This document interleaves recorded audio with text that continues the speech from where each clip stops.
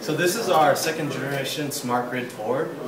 Our board is separated into 7 different segments. We have the solar panel, we have the breaker, and we have the 5 fault detection neighborhoods. The main difference between our board and the first generation smart grid board is the fact that theirs was entirely made out of analog circuits, while ours is mostly digital. We also have the voltage detection system, the solar panel, and the breaker neighborhoods that they do not incorporate. So here we have the fault detection neighborhoods. We have 5 neighborhoods, neighborhood right here, and down the center, and these 2 neighborhoods right on top.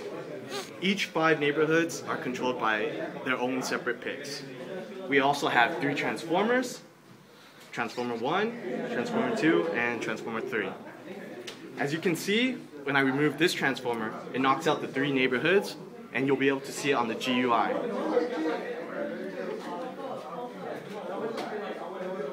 We can also pull out a single house and be displayed on the GUI as well.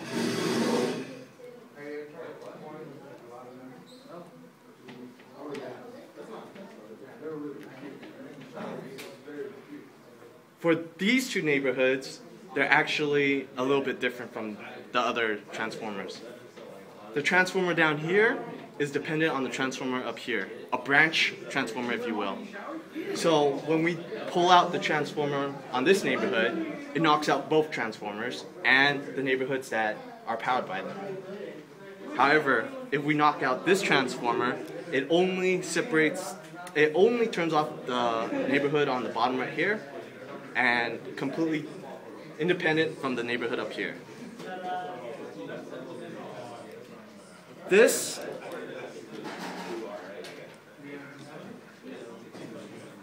is our fault detection neighborhood. And we have Yumi talking about the voltage detection system.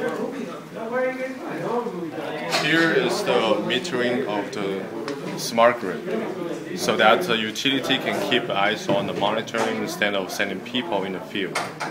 Looking at this portion of the window. So the first column here is reading the instantaneous power usage for each neighborhood here. And the second portion of the reading is the corresponding per unit reading for the voltage. Opening the hood, we can see underneath, different neighborhood is gonna bring the power into each PIC. And the PIC is gonna convert analog signal to digital signal. And then translate by the 4 to 7 decoder, bring to the ribbon wire, and the signal will come to in the front, which is the display 7 display. While the other portion of this reading system is the potentiometer we are setting up here to implement the peak and the low voltage usage for this neighborhood setup. So you can see right now it's 1.5, and once I turn up, you will see the power goes up instantaneously, all the way up to the highest power, which is almost 10.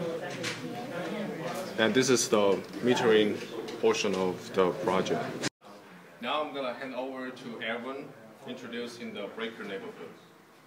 Okay, so what we have here is a different neighborhood. What separates this neighborhood from all the other ones is that it's being powered by 2 sources. We have one transformer here to indicate the source of 1, and another transformer over here indicates source 2. So when we look at the circuit breaker system, we see that the transformer is connected to the circuit breaker detector and also a shutoff switch, which can be controlled from over here. We have our little switches right here that control both sides.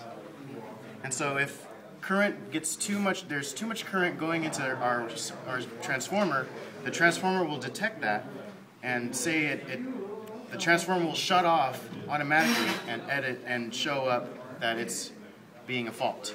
And so if we want to fix this fault, we can shut it off remotely over here, and we can see that it turned on red, and we can fix or find out whatever our problem is and then turn it back on. Now, as you can see earlier, that if I took out one transformer, it's being powered by 2, so it still has power. But if, say, we have a overloading current on both sides, we have a double fault and all the power goes out.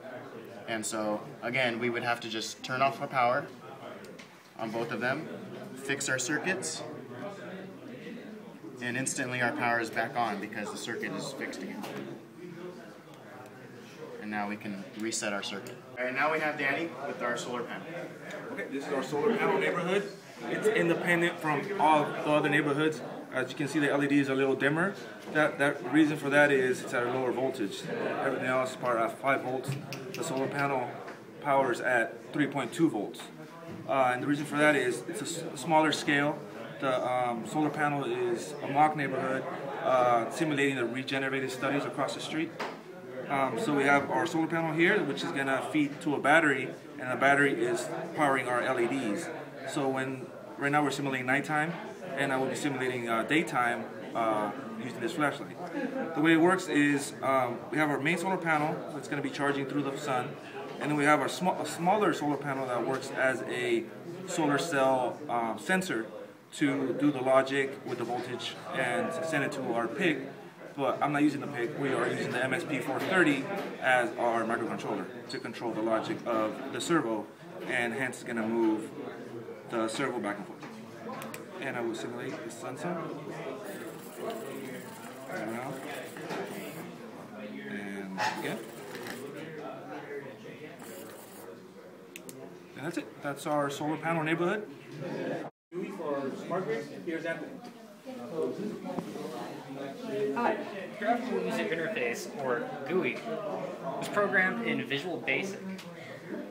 Now, this allowed an easier and in-depth way of making the actual interface itself. As you can see here, we actually have individual buttons for each one of the houses. And underneath these buttons is actually the off version of the house.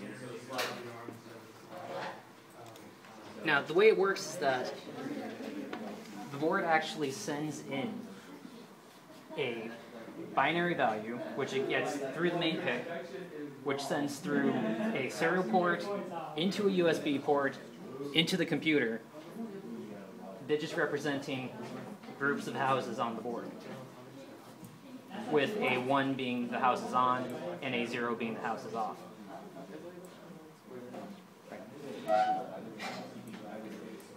When it makes it to the GUI, it actually comes in as 4 bytes of hex, which is base 16, which is then read by the computer as decimal value. So then it goes through a long situation here, just cut through to here. Come on. It goes through a long situation where it actually translates the decimal value into binary.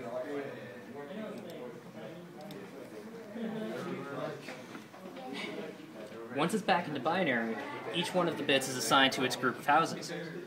Take, for example, these group of houses, which are represented by the final group of 8 bits coming from the computer. They can be turned on individually or turned off individually.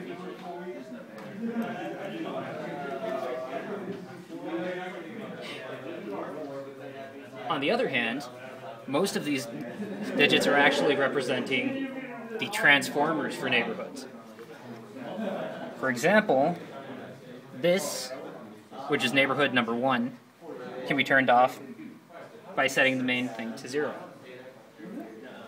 Now, the interesting thing here is that the main transformer for neighborhood number 1 also functions as a primary transformer for this neighborhood and this neighborhood. When the GUI is receiving data from the computer, it can then display the decimal value of the number sent on these 2 labels.